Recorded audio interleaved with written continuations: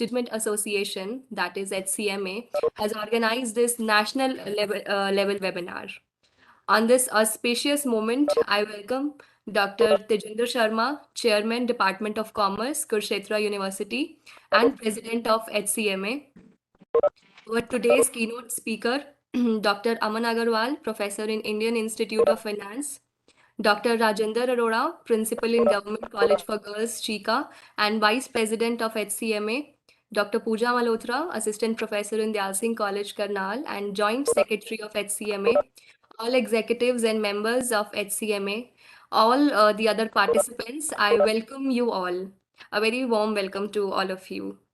Before moving further, I request all of you to join in Saraswati Vandana with us.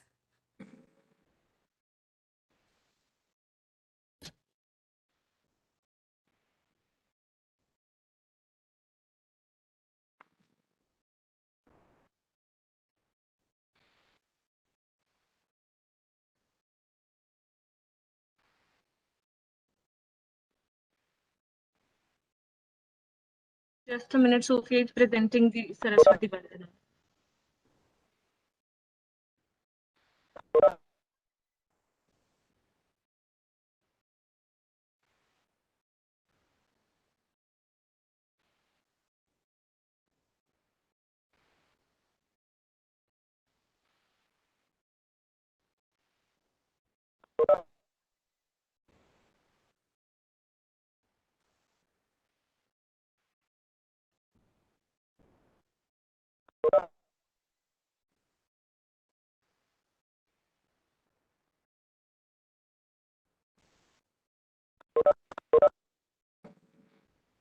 Hassle, please.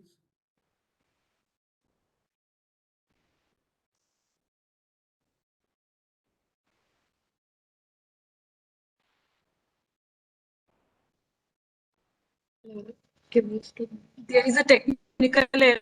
Please give us 2 minutes.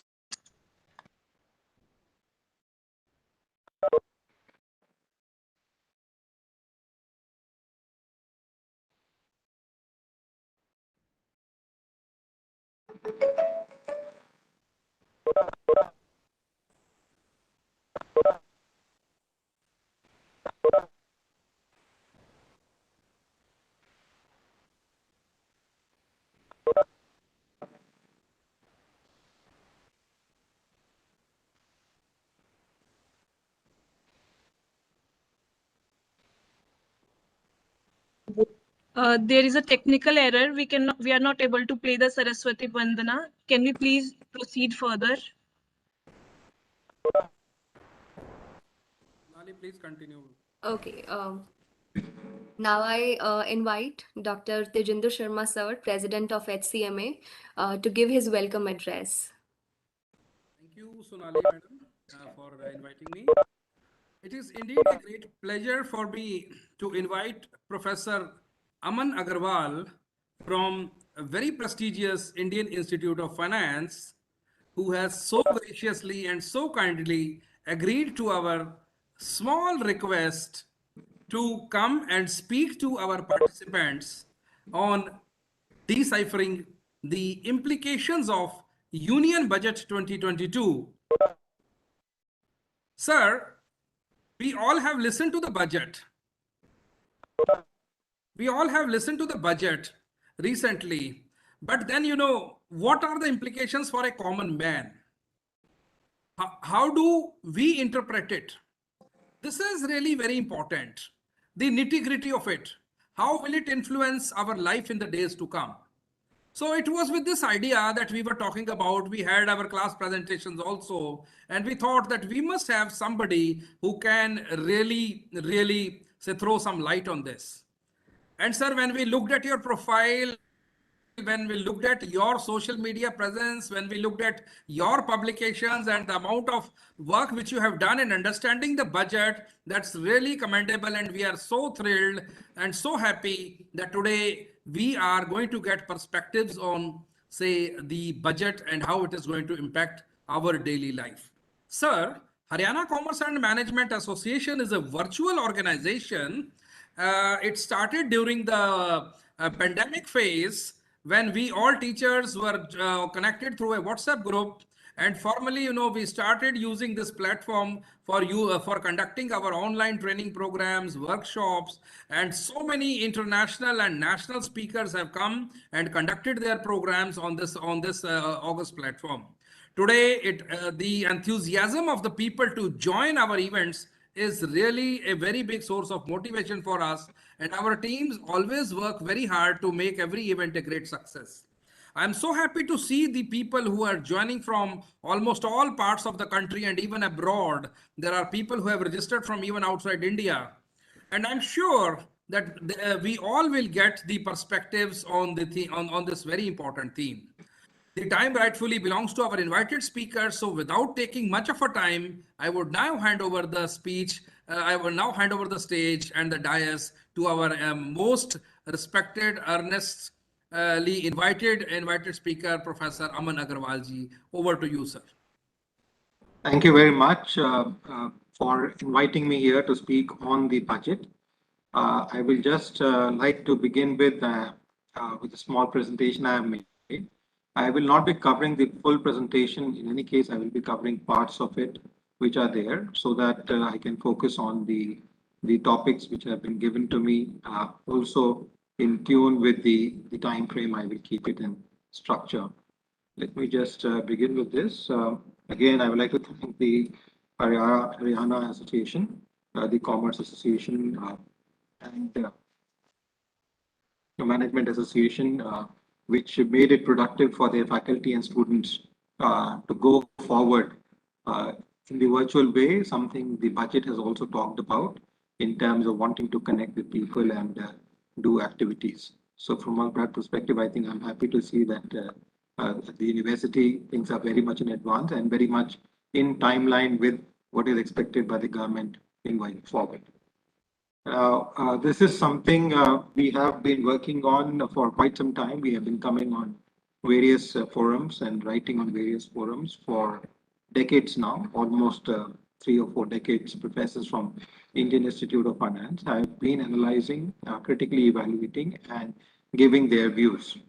Before I begin, I hope you're able to see the slides. Yes, sir. Yes, Very well. visible.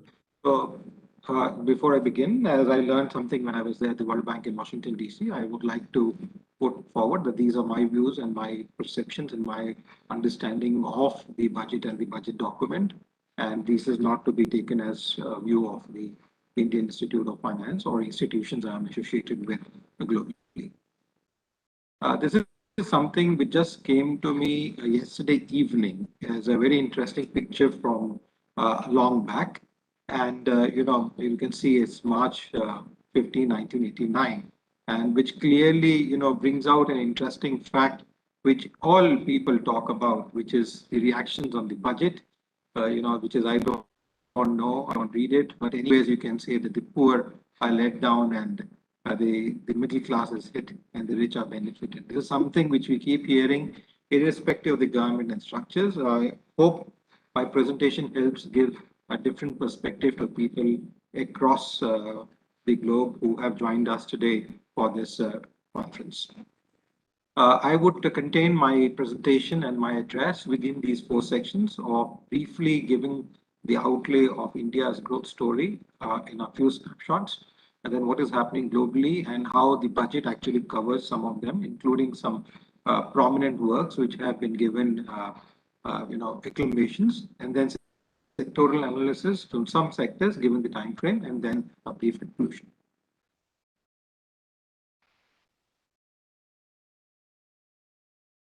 This is, a graph which I picked up from the economic survey almost about 2016 or so, the economic survey from there. Why I want to show this is, yes, we are in 2021, 22, but there was a change in the growth, GDP growth projections which used to be made, whether it is the IMF or the World Bank or the government and others. And we saw this turn take place from 2014 onwards, where the India started crossing the GDP figures. And that is not a confirmation of this government in particular. So this is not something to do with politics, but more from economic standpoint, where we started seeing the GDP growth going up and China slanting down and has been down since then. We have been and we are the largest and the fastest growing economy in the world post 2013-14 onwards, despite the difficulties and the problems we have been facing from time and time again. I remember when I was invited by the Ministry of Finance and Commerce in Beijing in China, almost in 2010 or 11, to address the minister and the ministerial cabinet and some of the other economists who they had invited in the ministry. This was interesting to note that China was growing well, but then they had a difficulty in understanding where do they go forward. They had already started seeing a decline, as you can see, from 2007-8 onwards. They were seeing a decline, and what to do to take it forward. And they could see that India was rising fast up, and they did not know what to go forward with. So this is something which I just wanted to show in terms of turning of the GDP figures. This is something which we have been proposing from 2002-3 onwards as a model, which is that if you want to actually go about building, growth, employment, and so on and so forth, you need these three components, which is technology, environment, ecology, human capital, to induce sustainable development with an appropriate mix of finance. And hence, you will see more employment. Now, employment is something which has been a key concern area for governments across the globe, around the world, not only in India. And what these three components can be well evident from the budget, as well as from various other decisions and international acclamations which have recently happened in the last couple of years, which I will just bring forth to you in the next 1 or 2 seconds. A mix of these three, as we can see in the budget also, and some of the policy making of the government of India, clearly would induce sustainable development and henceforth, and the right kind of policy. I'm happy to state that business finance as an education was introduced by Indian Institute of Finance way back in 1987. We were the first institution to focus purely in the area of finance. And I'm happy that Nirmala Sitharamanji in the current budget, in the gift structure which she has identified, has also identified financial management as a core area, distinguishing it from economics or management or engineering and so on and so forth, which is clearly outlined in the budget. So I'm happy that after 35 years, at least the government has given due focus and importance to financial management and has mentioned this particular term multiple times in the budget for the first time, which was not given a place anywhere except that it is a daughter of economics or it is a stream which is merged out of business or management and so on and so forth, and always was a small segment as against a full-fledged discipline. And I'm happy that the government is now looking at creating a full-fledged discipline in the area of financial management, given the focus which we introduced way back in 1987. As I said, this model has been talked about in various forums, including 5 parliaments across the globe where I was invited to address. You can see this Nobel Prize, which has been recently given for labor markets and human well-being, where this was given, where it clearly talks about the way, the growth is looked upon, the way we are looking at labor markets and human capital to be built upon, which is important because, from in the way labor economics gets noticed, recognized, and it's important. And this particular budget also looks at this. Apart from this, even last couple of budgets has given due importance in terms of doing this. And this links up to our model, which we have been talking about from 2002 onwards. If you look at the one previous to this, the Nobel Prize given to Paul Millman and Robert Wilson, there also they talked about money, the common value, accounting, knowledge, and human well-being, where they talked about improving the auction theory framework and invention of new auction formats. Again, a due importance of money with digital money as well as others, and digitalization, movement of accountability, transferability, which has been tried to be introduced in the budget, is visible in the current budget, which was given the Nobel Prize again, and also from our model, as I said, from 2012. If you look at this Nobel Prize where Abhijit was given, Esther Doffer and Michael Kermer was given, again, it was an economic empowerment and building human capital. So there has been last 3 Nobel Prize which have talked about empowering people, economic empowerment, building human capital, using experiments, using small approaches for alleviating global poverty. The one prior to this was also on integrating climate technology, innovations and long-run economic growth curves, which was again knowledge and human well-being, which is again, if you go back to our original model, you can see These are some things which we have been talking about for last almost 18 years at various platforms. I would say almost about 45, 50 platforms around the globe. We've talked about them. And some of these Nobel Prize talk about it. And also the budget now gives that reflection. This is another thing which we see in the current budget where they have started talking about development. Earlier, they used to talk about economic growth only, but for the first time again, we see in the budget, they talk about development where the RBI policy has changed. This is a work done in 2005, which the RBI did introduce, and they have now started balancing and creating a mix between inflation and not pure inflation targeting, as Frederick Mishkin from Columbia University talked about in 1989-91, and after which the Fed followed it, and even Atal Bihari Vajpayee's government tried to keep inflation targeting, and you might have seen that inflation fell down extremely low during his tenure. But then this government has realized that there has to be an appropriate balance between inflation and savings, which was talked about. These are some of our works, recent works, which we base most of our research on. Now I'll come back directly to the budget and focus next 20-25 minutes on the budget, giving us a space of about 15 minutes to discuss and open the house for questions and answers. In my opinion, when I see budget, if I want to put it in few words, how do I put it? I put it in the form of transparency. It induces transparency, it induces accountability, it induces sustainability and wings for India at the 100 years of India. Please understand, a budget is never for 10, 25, 30, 40 years, but it is a way of direction. It is something which gives directions. When I just define in a few moments what exactly budget is supposed to do. So it has to lay the foundation. What the Nirmala Sitharaman has talked about in the budget is creating that framework, that platform. You see, when you build a house, you have to create a foundation, something we call need. For creating that foundation, we need to have the foundation so strong that it will support 1 floor, 2 floors, 3 floors, 4 floors, or 100 floors as buildings are built today in India and even overseas, many countries they are being built. Now, for that foundation to be there, this is something which they have been trying to tell that this budget will lay that foundation. It is not the projection for next 25 years, but a foundation which they're talking about. And I think this particular budget does open and create that wings for India to get that 100-year structure. These are some of the places we have appeared, and I was astonished myself. I was on television screen for 15 hours without a break, even for 5-10 minutes, from morning 7 to almost evening 10 o'clock. Now, when it comes to budget, what is a budget in reality? It's very important to understand, because many people say, oh, this should have been covered, this should have been covered. Why is this not covered? And why is that not covered? Why are we projecting this? Even member parliaments have been talking about some of these terms as to, this is supposed to be 1 year, khaka or statement of account, and it is not supposed to be a projection for future and so on and so forth. You see, budget, when I try to look globally, although we always teach budget and do things, but then I thought I'll look for a generic definition which is more understood by a common man structure, which was a budget is a financial plan for defined period, generally as 1 year. It may include plans, volumes, revenues, resource quantities, costs, expenses, asset liabilities, and cash flows. Companies, governments, families, and others organize and use this as an express strategic plan of activities, or even in measurable terms, giving the direction to the future. This direction is very critical in any kind of a budget, because you see, when it comes to a country, there are people who are investing from overseas. There are people who are investing from within the country. There are people who are Indian originations but based overseas, and wanting to invest back home in their own countries. Now, if you only have 1 year projection, what is going to happen in 1 year?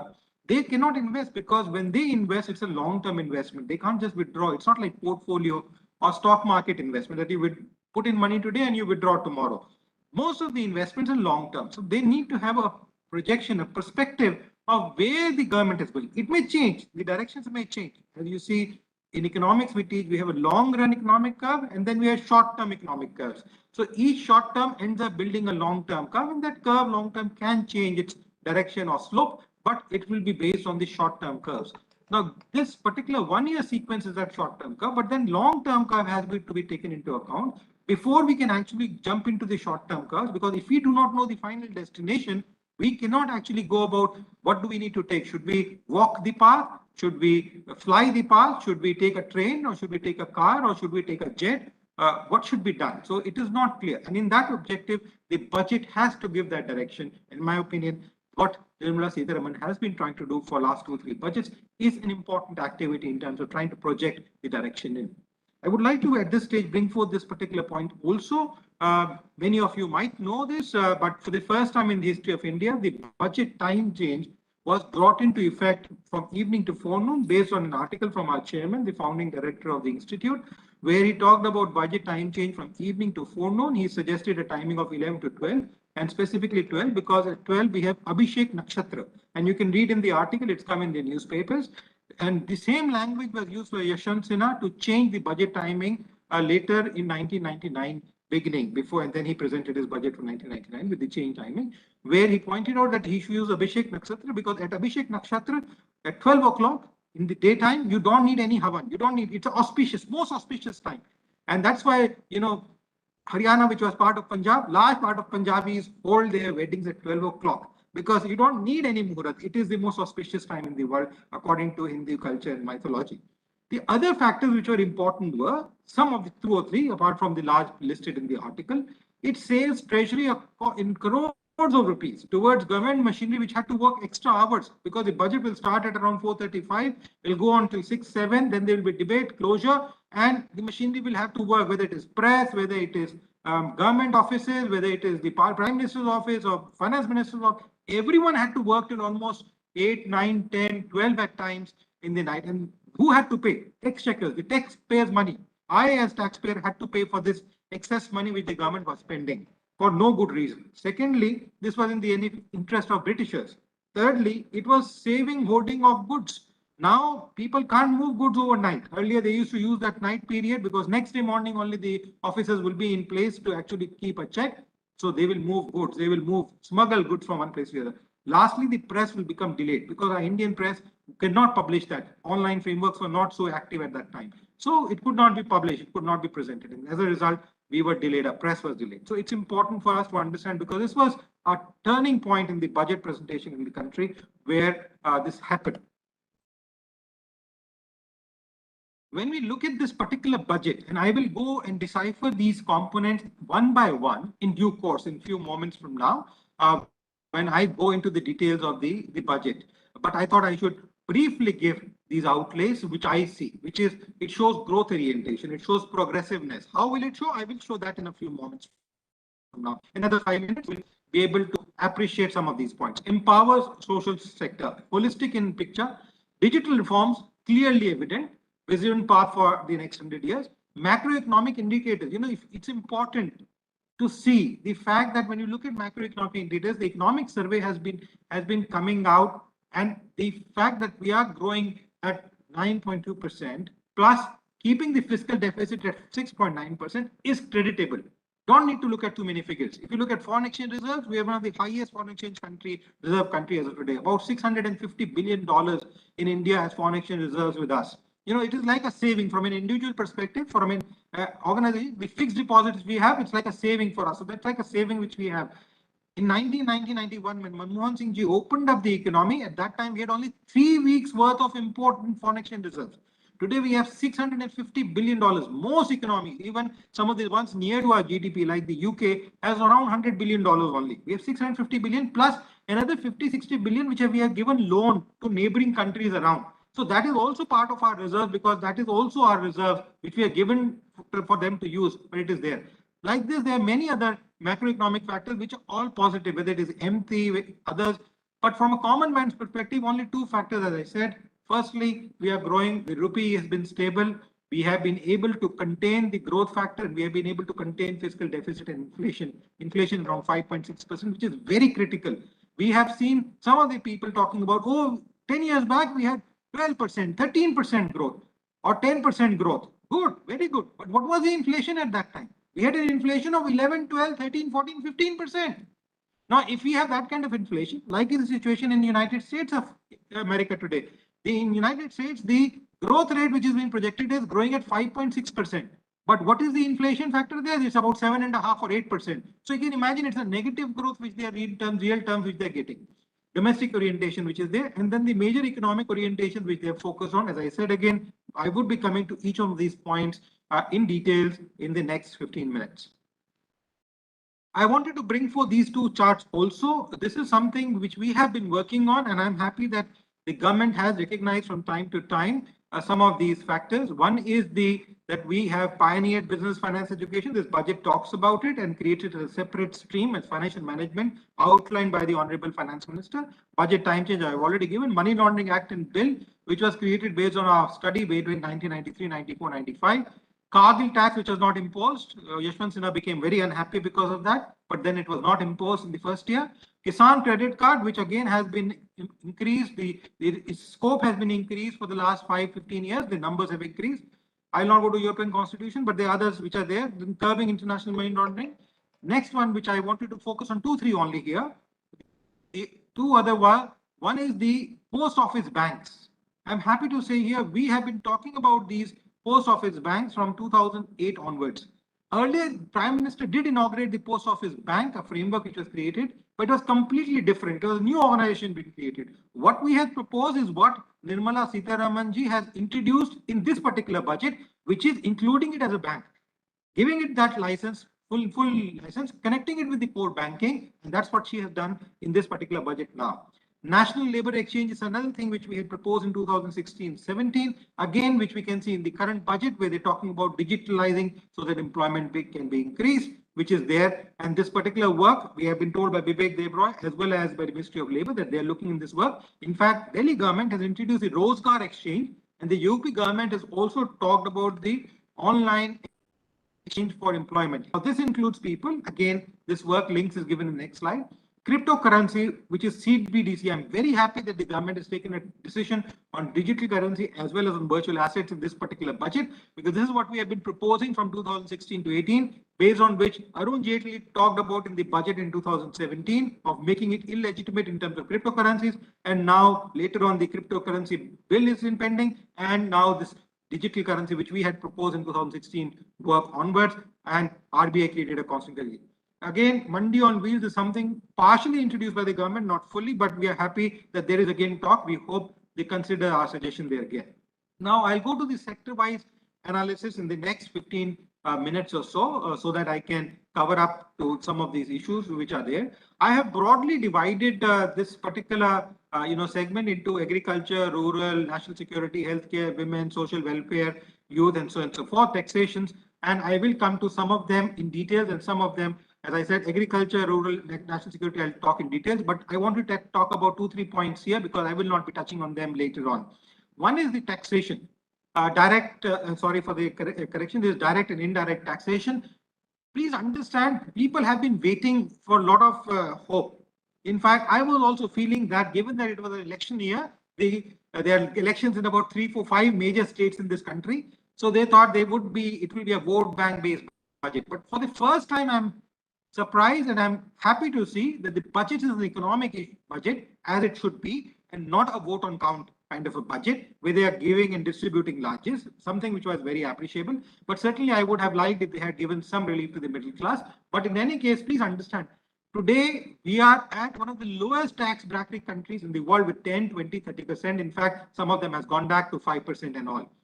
However, when it comes to the starting of India in 1947, we were charging 99%, 98.7% was a tax which was being charged in India at the time of independence. Imagine a journey from 98% tax to only 10% tax at the lowest bracket, and highest bracket being 30%, which is the lowest in the world.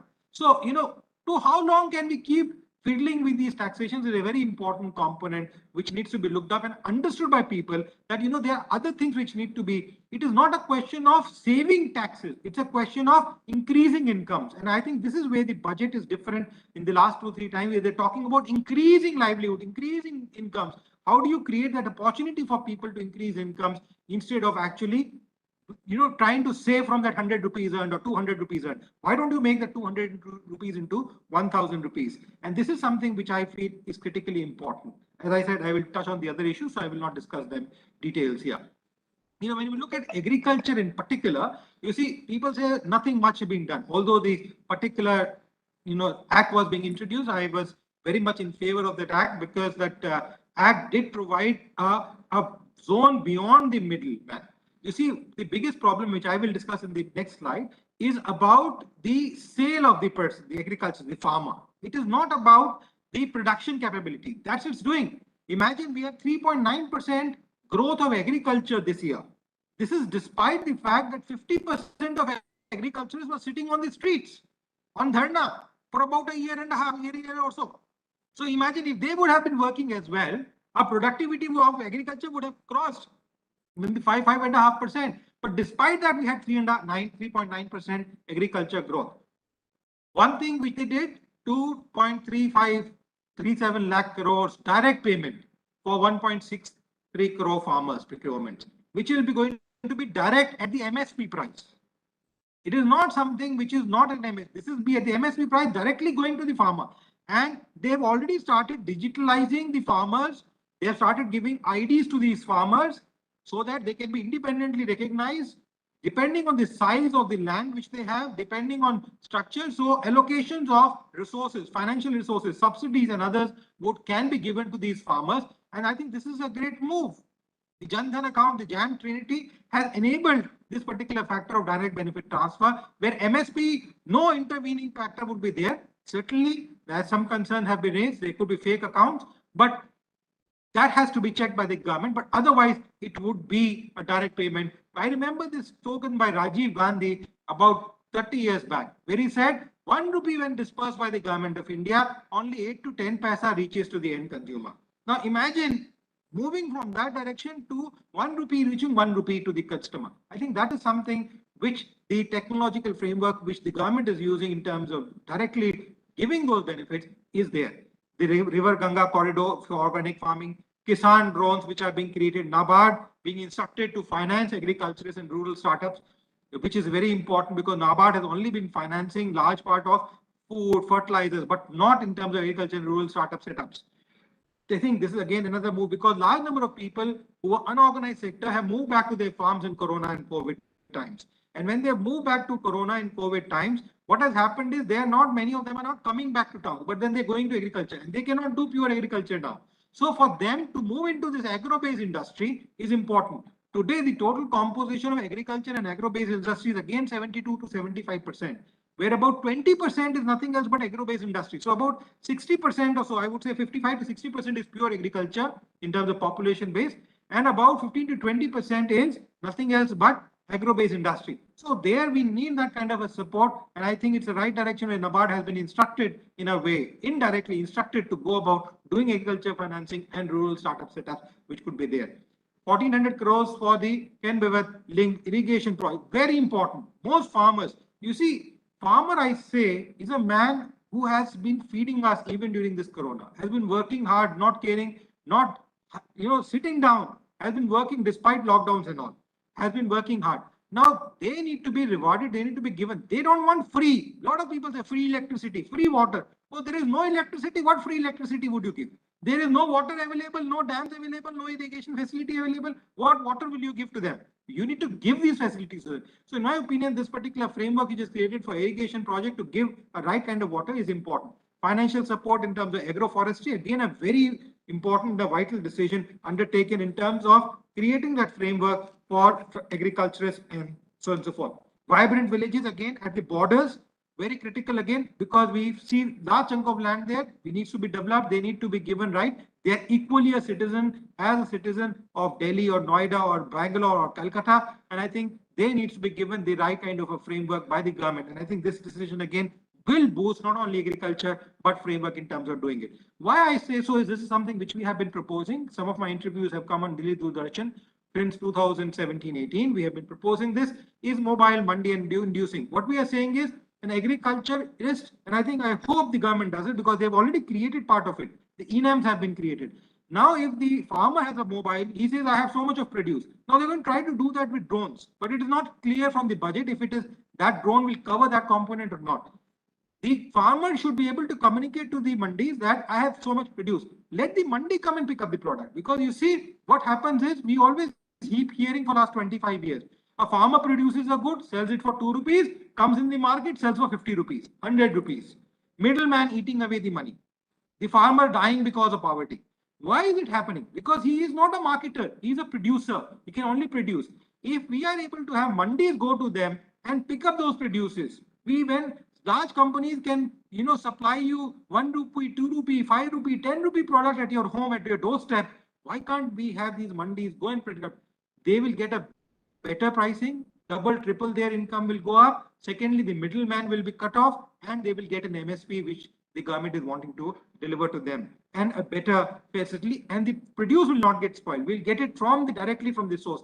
We have seen this happen with milk, Amul, dairy, which was there, completely clearly, which was there, happened. Lijjat Papad did this.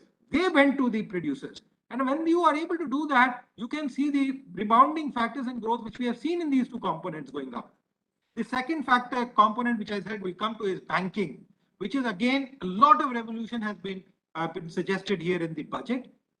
We see 100% of 1.5 lakh post offices. Again, as I said, my interviews from 2010 onwards on Lok Sabha TV, on Rajya Sabha TV, All India Radio, and recently I was able to locate one from 3rd of June or July 2013, but previous ones I could not locate, only online, but they are there in the government records.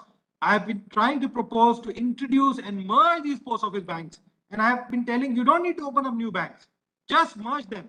Post offices are not doing the kind of bulk load they used to have before because of emails and other systems. They have space, they have people, and a postman will feel very happy to be elevated to a bank officer. You see, it's like a babu, from a clerk to a babu. And that is something which is a big elevation for a man. He will be ready to learn structure, and the confidence people have in post offices is tremendous. I'm happy that Nirmala Sitharamanji has particularly introduced this particular framework. The second component she did was also in scheduled commercial banks to set up several digital bank units in 75 districts. Again, a big step which is there in terms. Please understand, all of these will induce more employment. More, whether it is agriculture we saw just before, or we're seeing these banking framework, they will induce more framework in terms of growth. Development, enterprise and service hub instead of SEZs. Again, a framework which is being proposed, which will boost up. International arbitrage centers which are being created. Digital rupee by RBI, which is again a framework which will reduce. There have been articles lately talking about how will it reduce the cost of transactions, the fungibility. But it is not only the cost reduction, because there will be an excess cost on security. When you have the digital rupee, you will have to induce cyber security framework structurally very strong. Only using a blockchain technology cannot help, because blockchain technologies have actually not been done away with. Again, this is not crypto. Please understand, that's where it comes to. This is nothing to do with crypto. Crypto, which is based on a digital platform, mining and structure, you don't need to do this. This is what we have been talking about in our article from 2016. You only need to create a framework, and this is what we propose in our paper, which got published after almost a year and a half, 2 years in Finance India, which talked about the theory of money, talks of the fact, the framework, the structure where you can directly introduce the digital currency. You don't need to do mining and other structures. This has been presented at various channels and platforms globally. And I'm happy that RBI, after this work published in June issue, in September, created a committee to look into this particular framework of how can we do it. And please, if you want, please understand, look at how cryptos are different from digital currency, which we have proposed. This is something which will revolutionize not only in terms of jobs, in terms of structure, in terms of approach, and in terms of people linkages. Why do I do that? Before I go on to this next segment, important to understand. You see, in big cities like Delhi and Mumbai, we are all rich people, big cars, big houses, big loans, money. Others, we use those money to build our structure, have big houses, big buildings. Whereas in farms and other places, these people are small, may not be so big in terms of their structure or orientation or having big cars and all. But then what have they done? They're rich in cash. Most of them don't take loans. They're rich in cash. And I think what this particular framework does provide is the fact that we will be able to capture that requisite funds and put it to use, put it to infrastructure use, put it to human capital building use, put it to developmental use. And I think that is something which is critical in terms of development. Now, when we move on to the human capital, I understand, I hope we have 10 minutes more. I can speak for 10 minutes more. Perfect. So the human capital, education and employment is something which is critical. Employment, everyone is looking at. If some students are joined, they're also worried about what will happen to me. Please understand, the world has changed. Today, your market, your job market is not Delhi, Mumbai, Gurgaon. The work from home culture and the digital platform has enabled you to work globally today. You can be a contender from a global platform. You can be working from any company across the globe and doing it, whether it is in media, whether it is in teaching. People are now teaching. I have colleagues from US who are ready to say, why don't we can teach your students, we can come and give lectures to them. The only time difference is problem, no problem. We'll record our lectures and give it to you. Today, I can request my colleague from Kurukshetra University to give lectures. Now, if I had to afford that, calling him, holding him here means he would not be able to deliver his work in Kurukshetra. Secondly, the thing is that I will have to pay him extra, then I'll have to pay him a huge chunk of money to take care of his stay, his travel. They have their own advantages. The pleasure of connecting with each other, doing joint research is missing now in this case.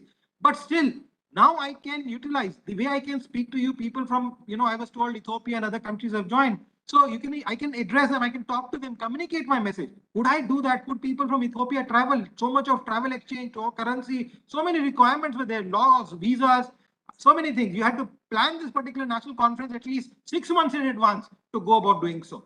Now, all that thing has changed. And this is where the digital ecosystem for skills and livelihood is important. And this is something the government has extensively stressed on. One class, one television. They opened up channels before.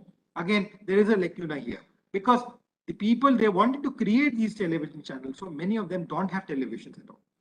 And television's costs and electronic costs have gone up in the last 2 years because of COVID and excessive demand which had got created. Something which was available for 10,000 rupees is now for 25,000.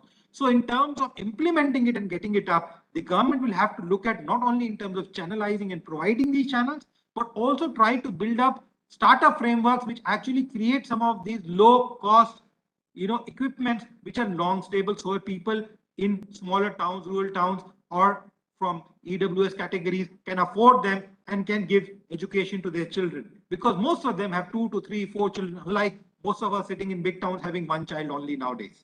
Now, this is where the government needs to still work at. Digital universities, again, it will create more. The GIFT City, as I said, financial management, we are very proud that identified the first word she used at GIFT City is like financial management, fintech, science, technology, engineering, and mathematics in the budget.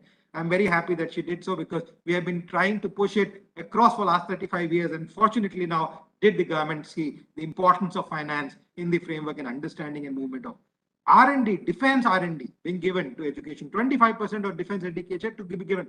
Now here, they're not looking at only government institutions like IITs or others. They're looking at even other institutions across the globe who can actually go about doing the work.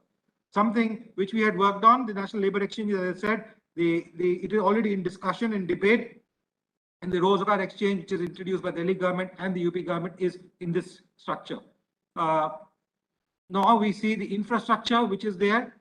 In terms of infrastructure, when we look at infrastructure, the infrastructure which we see is the PM Gati Shakti framework, 25,000 kilometers means people's job for unorganized sector. This is targeted for current year. This is not for next 3 years, 4 years. All this which I have said is for this year itself. Multi-logistic parks for 4 locations. When you create these parks, there will be new companies, new structures coming in, new startups taking up, big companies from overseas coming in. Imagine a country like India, developing country, laws take long time, but we received over 130 or 140 billion dollars last 1.5 years. During time of COVID, when countries did not have money to give, they were fiscally spending their own spendings. Even then we had investments to that extent coming in. Imagine about $6 billion every month coming into the country. About 1 billion, 1.5 billion, $6.5 billion in fact, was reinvestment. The balance $5.5 billion was fresh capital. Portfolio investment came to $42 billion, the largest in the last 6-7 years in India. This is during COVID time. This is when people don't have money, when governments don't have money. India was recipient of these funds.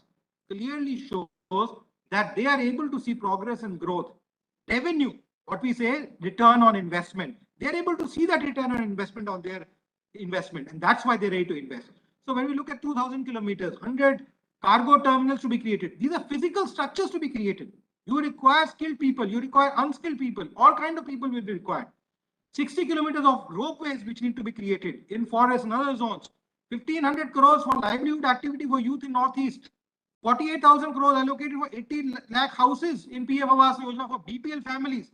Now, all this is to be done in this particular financial year itself, that is beginning 1st April 2022. This is something, in my opinion, would create those jobs, those requirements which is there. So the common man needs to start understanding, why don't I look at frameworks? And let me tell you, under the preferred scheme, which is there, the PLI scheme, which is there, which I'll mention again, it is clearly evident that you don't have to go about, the productive link scheme. It is not large companies, it is smaller companies which are there. 60 lakh new jobs for production linked schemes. 1,97,000 crores already spent in 2021. Economic survey is evident to the fact. They have created, and this is for MSME segment, 90,500 additional allocation to solar system. 14 sectors are identified in this, which includes automobile, healthcare, medical equipment, augmented and virtual reality, EV platforms, batteries, so many systems are there. Now, this is where the new technology, new firms are coming. This is not for large companies in particular. This is primarily for small and medium-sized firms. Additional allocation of 30 lakh crores for PLI schemes, which has been done in this budget. 130 lakhs MSME provided with additional credit, extension of that credit till 2023. Defense told 25% defense R&D budget earmark. I am happy to say again, 2003 or 4, we did a study of a defense officer was deputed to do a study at Indian Institute of Finance. She did a study and where we said we need to export.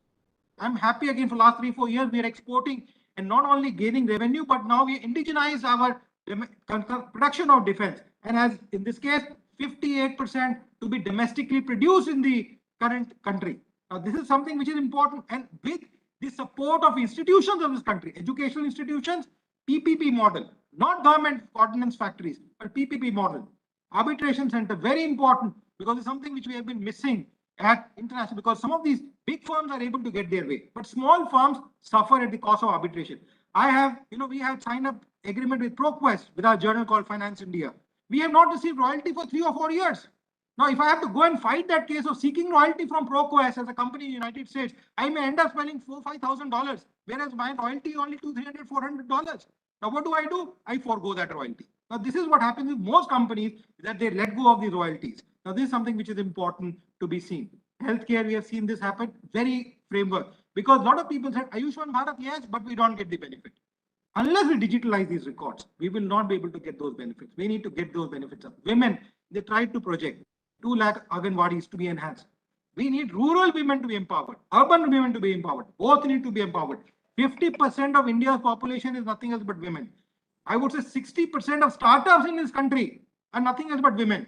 Balance 40%, at least 30% of them get funding from women because they are selling their jewelry. We have the example of Infosys, where 4 of them started this company as a startup in early 1980s, pledged the gold of their wives to get money to run this company. Now imagine, this was completely financed by women. So women are not only source of inspiration, financer, and so on and so forth. And this, our guy, not say Jal, is very critical because women in rural India face biggest problem to this. Then again, household schemes and others, which will be meant for women again. National security, another 2 or 3 minutes, and I'll be ending my presentation now. The Atmanirbhar, 68%, as I said, for the local domestic industry, 25% R&D, capex of 35.4% is a big increase. 7.5 lakh crores to be done. Now, please understand, this is going to go in development activities, pushing the project which they have laid down, like defense corridor, waterway corridor, and so on and so forth in the last 2-3 years, put it in action and allocate. 1 lakh crore to be given to states this year. Again, very important. Those states will again distribute in their own frameworks in terms of social development. Digital rupee, I've already talked about. Taxation on virtual assets. Now, please understand, and I said, virtual assets, and I've been telling this on television, I'm happy next day clarification from Honorable Finance Minister was there. Virtual assets are not crypto products. Cryptocurrencies like Bitcoins and all are part of it, but they are not completely, because you have digital paintings today, which rich people are buying, selling for millions of rupees, millions of dollars. Now, there has to be tax on them as well. You have buy a patent today, it's virtual. No longer patents physical paper. It's a virtual asset. Now, if you trade those virtual assets like patents, it's an asset. So automatically so there are a large number of such kind of products which are there, which are skill services, which are patented assets. They will entail. Cryptocurrencies will have a fate based on the cryptocurrency bill, which is tabled in the parliament. Once a decision on that is taken, then only would we know what is the exact fate. As of today, 30% tax if claimed. The biggest problem with me is that you see, crypto has no MIBA, as I say. Where is it gone? Where is it held? Where is it going to sell? Which country's law will apply? Which nation's law will apply? Not known. It's something in the cloud. We don't know exactly. Small trader, small person in a city, in a small, in a medium class zone in Delhi had crores worth of cryptocurrencies smuggled, stolen from him. It came in newspapers a couple of weeks back. Imagine people having those, but no accountability. So it is very difficult to go about looking at some of these components as to how do you go about, capturing it. So it is not, it's only virtual assets, and then they will be covered. But as I said, crypto bill will come up. Union budget, in my opinion, will introduce transparency, accountability, and sustainability. These are three things, as a matter of fact, which I feel will be there because of digital frameworks and even in accountability. They have reduced legal requirements. They have talked about 10 days payments to be made. A lot of people suffered in COVID time. Oh, government offices not making payments to people, to service suppliers. Now they made it mandatory. 10 days you need to make payment. Keep it virtual, keep it transparent. Now that is where accountability and sustainability will come in. When people have more confidence in government, they will also bill less prices. As of today, what happens in government pricing? X amount plus the delay charge is added up in the pricing. And ultimately a taxpayer ends up paying that price to the end consumer in terms of producing those goods and services. Adding wings to the economic growth, in my opinion, because post-COVID, with digital revolution in agriculture, healthcare, education, jobs, MSME, banking, post office, and various spheres of government functioning, we will see a impetus to the whole framework of the growth which the world is seeing today, whether it is IMF, World Bank where I work, or any other agency, as a matter of fact. Focus on macroeconomic level growth and microeconomic level incentive welfare. Very important, as I said, long-term curve and short-term curves building onto the long-term curve. India's economic growth, GDP at 9.2%, commendable. And let me tell you, the current budget, if implemented rightly, can give us a GDP growth rate of anywhere between 11 to 12%, which would effectively mean 15 to 17%, because we have a parallel economy as strong as a normal economy, despite demonetization.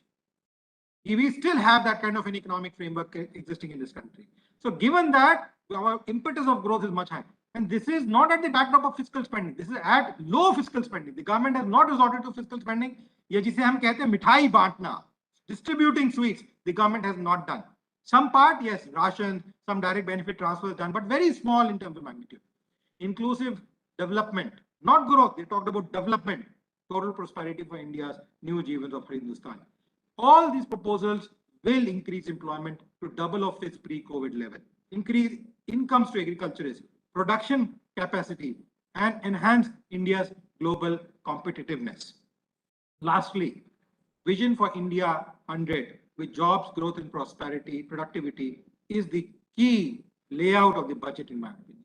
World economy is moving to a new economic order. We're already seeing multipolar world existing today. India has its own place, and the world recognizes that place so well that we are one of the most favorite nations, not only for doing business, but for investment as well. Social security facilities need improvement. Environment and social equity in society needs improvement. Business and employment growth needs improvement. In my opinion, this is what is also being projected is would like the Buddha's code of right views, right speech, right action, right decision, right living, right struggle, right thoughts, and right meditation. I think it's something which is there. And lastly, my dear friend, I all request you, what is trust and confidence holds the key to growth and prosperity. Whether it is in a family of husband and wife, whether it is in a relationship of teacher and student, whether it is in a relationship of an organization of employer and employee, whether it's a question of or citizen or the growth prospect. If you are able to see that, if you are able to build that trust and confidence, you are no less than finding truth in terms of growing growth and prosperity.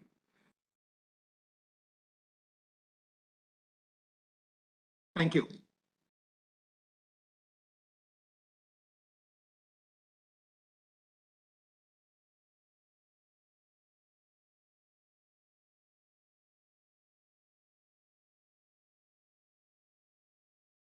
Thank you so much, sir.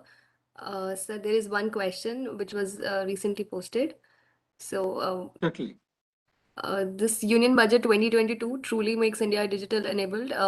And sir, what according to you are the growth projections? What do you think? Like in which field, what fields? I must say that. No, I think all the sectors which I've identified, whether it is banking, agriculture, you see, whether you're in teaching in agriculture, even there will be projections in terms of growth because they're talking of integrating agriculture, digitalizing and doing things. So they will need people who can actually do things. We need IT people in agriculture. We will need IT people in banking. Whether we'll need banking skilled people. We need commerce people, trade people. Every kind of a person has a requirement today. It is not that it's only one category of skill which will be required today. So many sectors have been opened up. You see, defense earlier was sent to be a holy cow, only defense people will be there. Now you are seeing that they're looking at even people from other, even Kurukshetra University professors who have specialized in different, people from commerce department, management department. Why? Because it's not only a question of making a defense equipment, but it has to be cost effective. It has to be sellable. If you produce something at billions of rupees, like we shifted you see, today we are a country, for last so many decades, we have been launching our spaceships and satellites from all domains around the world. Couple of years back, 3-4 years back, the first time we launched it from India. We don't only manufacture them, we introduced the satellite which reached Mars, something which we did for first, the lowest cost effective, the first incident we were able to reach. We are very skilled. It's a question of recognizing that potential, working hard towards this, and trying to take benefit of the framework which is created by the government in terms of bringing benefit to yourself and the society. And let me tell you, unless you have a society in your perspective and growth, you cannot grow. If you think I will grow and all my family members will become poor, this will not happen. It has to be a growth which every one of us sees together. So in my opinion, there is no specific sector, one sector which is left out. All sectors. If you are in banking, you need digital frameworks. You in agriculture, you need education, you need a digital. Television, media would be required. Cameramen would be required now for these lessons to be created. Digital technological teachers have to be. We can't create videos. We may be doing these conferences, but I can't create very good high quality video for delivering lectures to students. So I need technical support staff. So you see, every kind of a requirement to create universities and bridges and roadways and structures, you need unskilled work. So all kind of replanning of urban and rural sectors are there, which is given, which I have not written, but is given there in the budget. Now, when we redesign them, the drainage system has to be redesigned. Earlier in Delhi, what is the problem? House was designed for 5 people. However, that house has 4 floors. 4 floors means 4 to 5 families living there. That means at least about 20-25 people living. The drainage system is not in a capacity to consume, and as a result, we see floods on the roads. Roads blocked because of cars. So this is where, when the redesigning is taking place, a lot of emphasis will be there on various other factors and structures. And in my opinion, there will be jobs and requirements for all sectors. Whatever you feel you're in, my dear, just concentrate on that, and you will excel if you're able to take advantage of the opportunities which India has. India not only has opportunities in India, but globally. We are making mark across the globe. There is not a country, not a region where we don't have people excelling and being leaders of organizations, not their own organizations, but of international agencies and organizations. When people can do, and let me tell you, most of these people who went out in the 60s, 70s, and 80s and 90s, no offense to them, but most of them were middle average in terms of the intelligence and IQ. Most of the intelligent people stayed back in India. So when the average could do so good, why can't intelligent people which are being produced by universities like Kurukshetra and IIF, why can't they do things?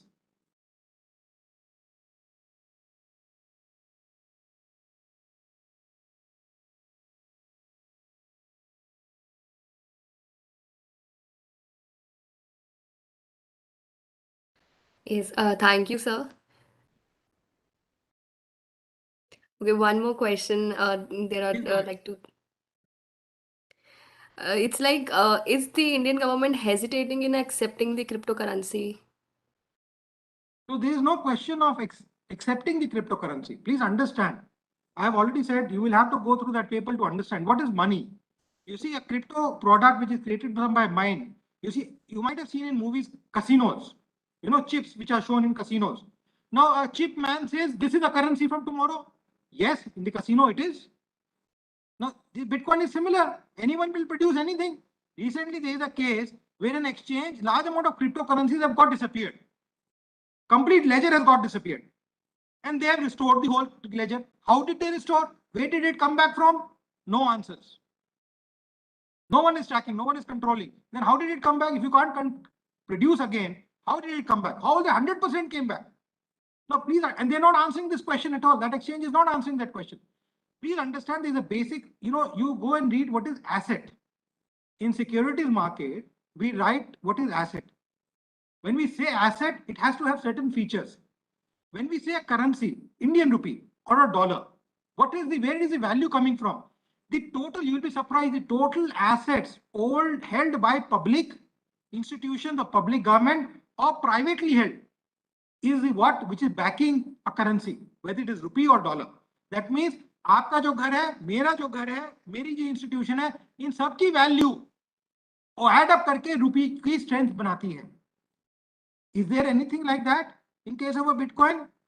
If suppose something happens tomorrow, which legal agency will you go to? You don't know the birthplace of it. You don't know the country where the server is hosted. You don't know where the exchange is hosted. You do not know which country the transaction is taking place. Who is doing the ledger management? Who is the MyPap of it? As I put it in a very simple term. If you do not know, how will you account for it? Although 30% introduced, but how will you put it? Like the gentleman in the small city Rohini in Delhi, who had crores of worth of Bitcoins, which got disappeared, smuggled from his account.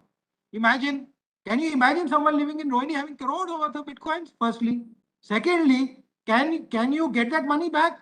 It has traveled across globe. Which agency? Would he go to the police, Delhi police? Would he go to Haryana police? Would he go to London police? Which police would he go to? Which court of law would he go to? So there are problems with the current 10 years existing products, which has to be understood. And this is where they are not, I call them crypto products. I don't call them. So they can be part of virtual assets, but they are not currencies. Currency has to be backed. There has to be a legal entity. There has to be and that is why we suggested in our work, it has to be RBI which has to create them. And you don't need mining. Just convert. It's a digital platform. And that is why we said, because you have digital platform, you need to have M5 now. Like you have M1, M2, economics. People who are here with us will understand M1, M2, M3, because each time when we created an M, we had introduced something more in it. So if we are introducing the digital factor with the cash floating in the market and the other existing in the past, so we have to create another M, which we suggested is M5, which needs to be created. You do not need to have machines create them. You just need to change the color and it can be done. There is no difficulty here. And fortunately, about 2-3 months back, Prime Minister inaugurated a platform which is in the testing phase, where you will not have these intermediaries, UPI intermediaries, to transact digital currency. Like you pay 1 rupee or 10 rupees or 100 rupees to the other, today, you will be able to pay 100 rupees directly digitally also, one user to the other. So the bank will not even come into picture. Like one says, one has confidence कि 100 rupees दिया तो bank को नहीं पता मैंने 100 rupees दिया. 1 lakh रुपए दिया तो बैंक को नहीं पता मैंने 1 lakh रुपए दिया किसी को. Similarly will be the case. The only thing is, because it is digitally done, traces can be done of when transactions have taken place, what has been done for. And that increases the security level, national security position of this country, because biggest problem which we have been facing for the last 30-40 years is insurgency, is the fake currency which has been floating and which is creating terrorism and other ills. So from that perspective, I feel the digital currency which is being introduced will be the right way we have proposed for the last 4 years. Thank you, sir, so much for your wonderful session. Now I request Dr. Rajendra Arora, sir, Vice President of HCMA, to propose a formal vote of thanks. Dr. Tejendra Mishra, sir, would like to say something. Anji, sir. Yes, sorry to intervene between your formal vote of thanks, but Sure, yes, I really couldn't resist complimenting Professor Aman Agarwal for a very forceful, dynamic, and so informative address. Amanji, really, we are so grateful to you. I mean, you have done an absolute justice. And the beauty is, you see, the complexities have been explained in such a simple way that I mean, it's absolutely crystal clear. And second beautiful thing in your whole address is the positivity, right? Just look at any TV channel. I don't know what they are speaking, depends upon what school of thought they want to propagate. But yours was an absolutely academic, as an academician, positive, say on a grounded, verified, and empirically tested version of what you were saying.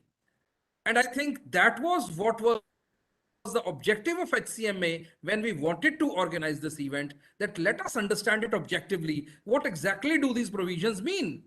So really, you have done a great justice, and we are humbled to have you here.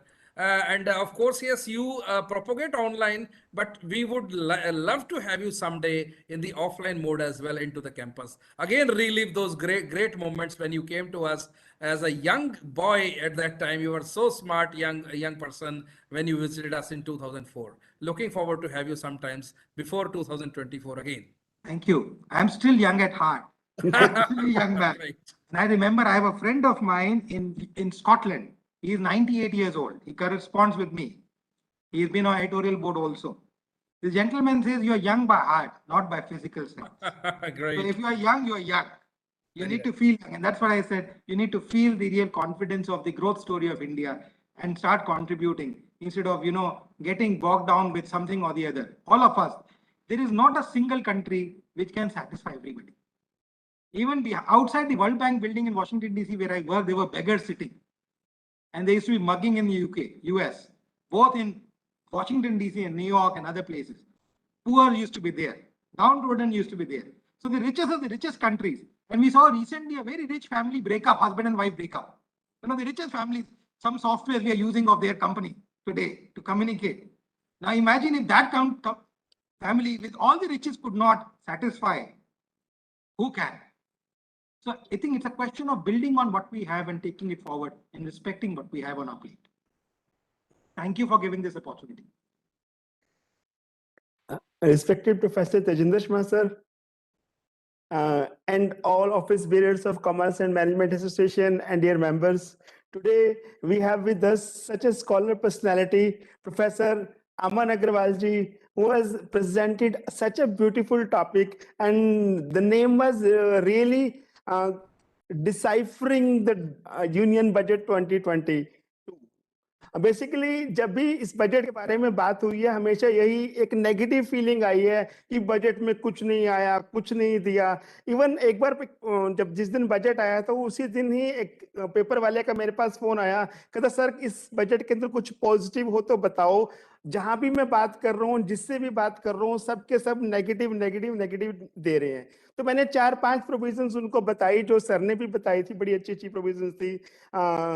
रुपी को, digital rupee को लेके, banking sector को लेके, infrastructure sector को लेके। तो आज हम जितने भी लोग इस सिस्टम में जुड़े हैं, कॉमर्शियल मैनेजमेंट एसोसिएशन के, उन सब के लिए लेक्चर एक ब्लेसिंग के तौर पे था कि कितनी अच्छी और पॉजिटिव चीजें इसी बजट में थी, और हमें वो चीजें एक ऐसे पर्सन के से सुनने को मिली जिसने इसमें से काफी सारी चीजों को कभी ना कभी किसी न किसी वक्त में प्रपोज किया है। और ऐसे पर्सन की वो चीजें जब एक बजट के तौर पर एक फॉर्म में हम सबके सामने आती हैं, तो हमें लगता है कि हाँ, हम उस रियल पर्सन को बड़े सही तरीके से सुन रहे हैं, जिसके पास एक विजन था, और उस विजन को हमने सही होते हुए इस बजट के थ्रू देखा है। बड़ी सारी चीजों के बारे में सर ने बताया, और तेजिंदर शर्मा सर ने भी उस चीज को सपोर्ट किया कि भाई जो एग्रीकल्चर को लेके बहुत बारीक बातें, जो ऑलमोस्ट काफी सारे लोगों के सर के ऊपर से गुजर गई थी, आज वो इस लेवल पे आई है कि हम एक एम्बेसडर के तौर पर भी काम करेंगे सर, कि जितनी बातें आपने हमें बताई हैं उनको आगे अपने साथियों तक लेके जाना, अपने स्टूडेंट्स तक लेके जाना, अपने समाज में लेके जाना, ये काम भी हम ही करेंगे आगे। क्योंकि इतनी सारी अच्छी बातें और पॉजिटिव बातें, कई बार हमारे मन में विचार तो बहुत होते हैं, लेकिन उतने अच्छे तरीके से उन विचारों को शब्द रूप देना और शब्द रूप देकर उन चीजों को बड़े अच्छे तरीके से फिट करना, वो चीजें, काफी सारे शब्द मुझे मिले हैं, काफी सारे वर्ड जैसे मिले हैं जहां मुझे पता तो था कि मुझे ये कहना है, लेकिन किस तरीके से कहना है वो तरीका सर आपने दिया। तो उस सब के लिए मैं कॉमर्स एंड मैनेजमेंट एसोसिएशन के मेंबर्स की तरफ से, ऑफिस बेरर की तरफ से आपका बहुत बहुत धन्यवाद करना चाहता हूं सर। और एक और धन्यवाद तेजिंदर शर्मा सर का कि हमेशा हर बार एक इस तरह के पर्सन को लेकर आते हैं जो अपने फील्ड के मास्टर होते हैं और बड़े अच्छे तरीके से वो अपने डिलिब्रेशंस देते हैं। तो आज का ये लेक्चर सर आपके नाम रहा। Big salute to you sir, and many thanks to all the participants who are such in such a big number, and they are listening to you up to this end. So this is truly the authenticity of this lecture is. So thank you very much. Namaskar. Dhanyavad. Thank you Thank you, so sir. much, everyone. Oh, sorry, Sonali ma'am. You can continue, but just make an announcement before the national anthem that please, I request everyone to switch on their cameras so that we can have a group photograph. So you can continue, Sonali ma'am. I was just announcing the same thing. Everyone is requested to switch on your cameras, please. For 2 minutes, please switch on your cameras, everyone.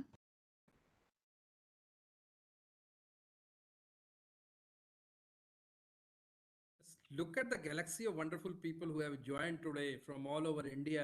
You know, so happy to see you all this platform.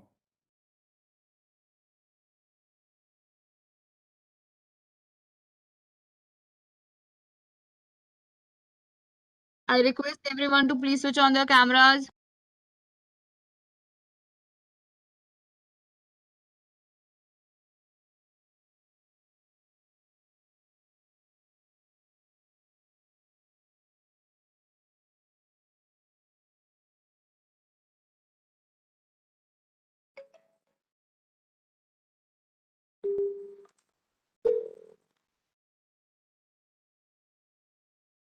So, Sakshi ko 5 minutes.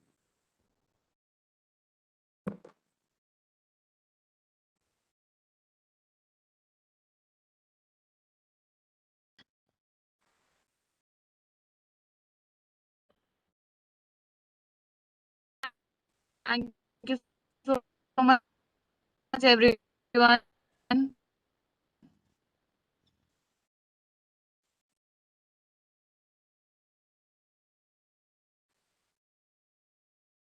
Let's end up this with the national anthem. Please, everyone, stay for the national anthem.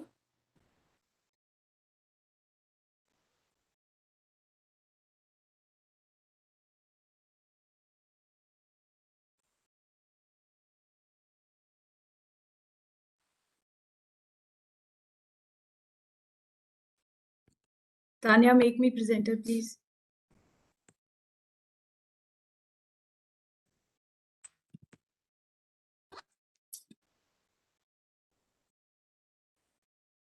I think we You can can present it sing. now. Ma'am, we can Okay. you can present it now.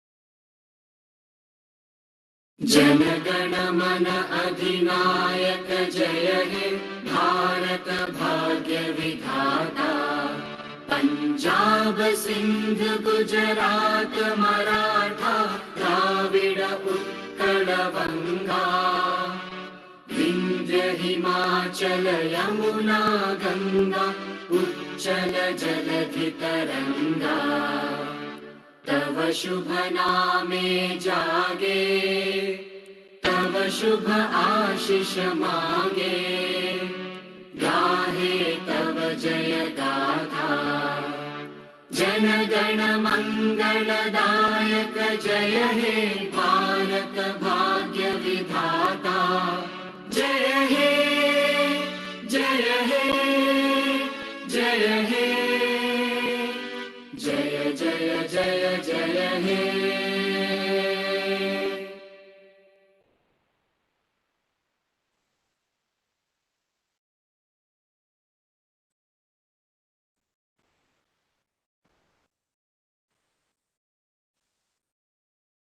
Thank you, जी सभी का बहुत बहुत धन्यवाद and see you soon with some new event, new program, maybe next month.